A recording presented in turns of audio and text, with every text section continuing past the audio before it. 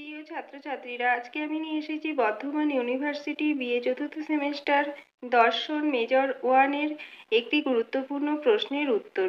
প্রশ্নটি হলো, শাস্তি সম্পর্কে প্রতিশোধাত্মক মতবাদ ব্যাখ্যা করো। অনিয়ন্ত্রিত ব্যক্তি আচরণ সমাজসংহতি পরিপন্থী। ব্যক্তি স্বার্থ, গোষ্ঠী স্বার্থ, উগ্র সাম্প্রদায়িক মনোভাব ও শ্রেণী সচেতনতা সমাজে বিশৃঙ্খলা সৃষ্টি করে। এই জন্য বৃহত্তর সামাজিক স্বার্থে ব্যক্তি আচরণের সামাজিক নিয়ন্ত্রণ প্রয়োজন। সামাজিক নিয়ন্ত্রণের বিভিন্ন মাধ্যম আছে, এইগুলি বিভিন্ন ক্ষেত্রে প্রয়োগ করা হয়। শাস্তি নিয়ন্ত্রণের একটি মাধ্যম শাস্তির ভয় দেখিয়ে বা শাস্তি দিয়ে কোনো কাজ করানো বা কোনো কাজ করা থেকে বিরত রাখা নিয়ন্ত্রণটির উদ্দেশ্য। শাস্তির মাধ্যমে সমাজের সদস্যদের আচরণের মধ্যে সামঞ্জস্য বিধান করা হয় এবং ব্যক্তির আচরণ পদ্ধতি কেমন হবে তার পথ নির্দেশ করা হয়। শাস্তি দেওয়ার অধিকারী সমাজ বা রাষ্ট্র হতে পারে। সমাজের উপর শৃঙ্খলা রক্ষার দায়িত্ব থাকে।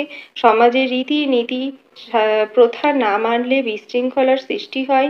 এই জন্য সমাজ অপরাধীকে নিন্দা, সমালোচনা, সামাজিক বর্জন করে থাকে। সমাজ সংহতি রক্ষা করার জন্য রাষ্ট্র আইন প্রণয়ন করে। সংশ্লিষ্ট কর্তৃপক্ষ জনগণকে ওই আইন মানতে বাধ্য করে। আইন ভঙ্গ করলে রাষ্ট্র অপরাধীকে শাস্তি দেয়। শাস্তির উদ্দেশ্য কী এবং শাস্তির প্রকৃতি কী এবং শাস্তির প্রকৃতি কী হবে এ বিষয়ে তিনটি মতবাদ আছে। এগুলি হলো প্রতিশোধাত্মক মতবাদ, প্রতিরোধাত্মক মতবাদ এবং সংশোধনাত্মক মতবাদ।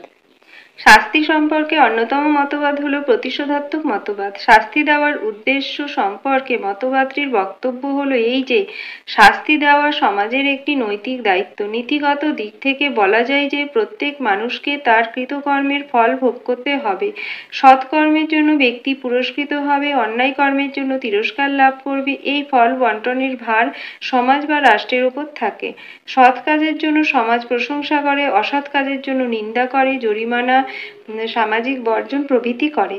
আবার সৎ লোক যাতে সমাজে সুস্থভাবে বাস করতে পারে সেই দায়িত্ব রাষ্ট্রকেই নিতে হয়। এর জন্য রাষ্ট্র আইন প্রণয়ন করে, আইন ভঙ্গকারীকে শাস্তি দেয়।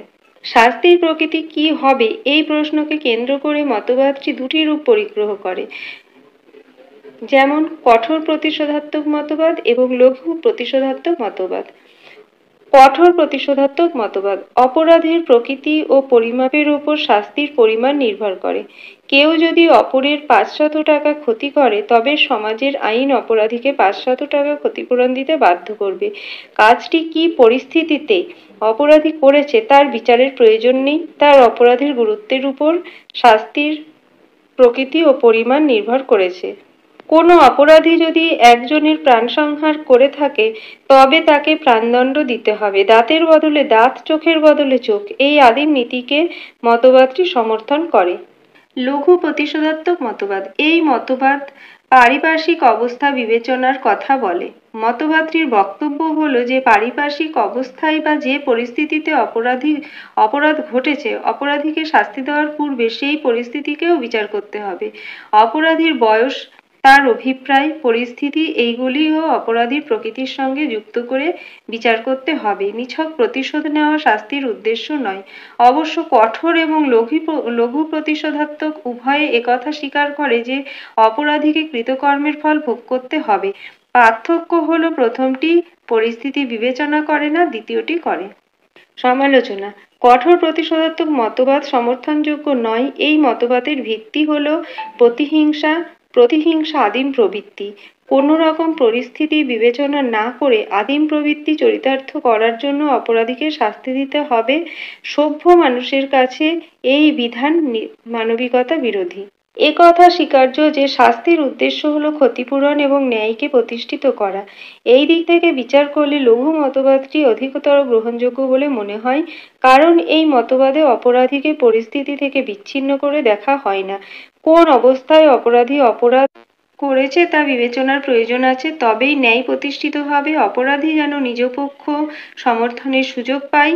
বিচার ও শাস্তির ভার থাকে বিচারকের ওপর। সাক্ষ্য প্রমাণ বিশ্লেষণ করে অপরাধ প্রমাণিত হলো অপরাধের গুরুত্ব অনুযায়ী বিচারক শাস্তির ব্যবস্থা করবেন। এতে অপরাধীও তার কৃতকর্মের জন্য অনুতপ্ত হবে, শাস্তির মাধ্যমে বুঝতে পারবে ন্যায়ের নীতি লঙ্ঘন করার অধিকার তার নেই।